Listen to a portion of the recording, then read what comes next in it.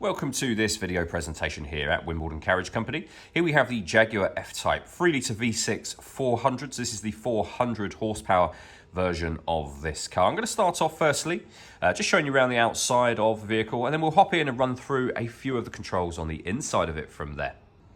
Okay, so we're going to start off on the passenger side of the car. First of all, you can see, of course, it is a two-door coupe car with those dark coloured alloy wheels to match the paintwork of the vehicle. We're going to start off inside the boot space, first of all.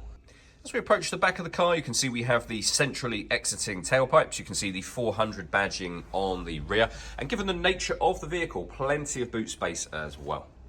Just briefly before we climb into the car, I think it's well worth seeing the interior from this exterior point of view. That 400 badging continues in a number of places. You can see on the door sill, for example, on the bottom of the steering wheel, and also the headrests of the car as well. Okay, now that we're inside the car, we're going to start with the dials first of all. On the left-hand side, we have the speedometer. On the right-hand side, the rev counter. In the centre, the fuel gauge, the coolant temperature gauge. Below that, it will show you what gear this car is in. It's an automatic. We, of course, are in park currently. So the left-hand side of that, it will show you the total miles for the car. They are 31,140. If we back out to the steering wheel next, behind the steering wheel, first of all, the minus and plus paddles to change up and down a gear manually. We have stereo and phone controls. Over on the right-hand side, cruise control and speed limiter. Into the centre, we then have the main touchscreen. We do have some physical buttons down either side. The home screen button will take you to the screen you are looking at now, where you can access your audio. When it comes to radio, we have FM, AM and DAB radio all available. You can go back a page from here.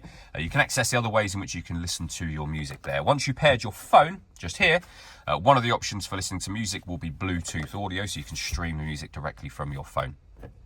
We have a climate control menu where you can change the direction that the air is being distributed in, and the fans will open up once you start to select that, as you can see on there. And then again, back to the home screen, down in the bottom right-hand corner, we have our satellite navigation for the car. This car also has autonomous parking, so it can park itself, taking control of the steering for you. Below that, we have dual zone climate control, where you can adjust the passenger and driver temperature, and the temperatures are clearly displayed there. Fan speed up and down.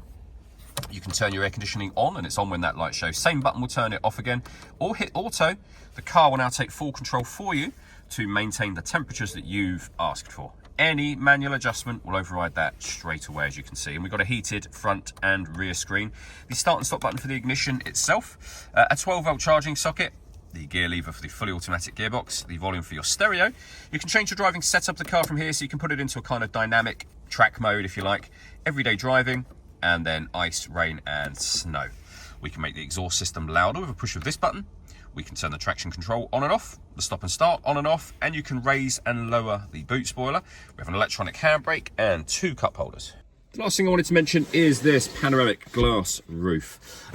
Fixed piece of glass, but with the sunblind open, it lets in a huge amount of extra light to the cabin area. Last thing I wanted to talk about is the paperwork we have for the car. So in the envelope here is the spare key, 2 keys in total of course, the V5 registration document for the vehicle, and then a printout from Jaguar with the service records. So 2018, 2019, 20, 21, 22 and 2024 there.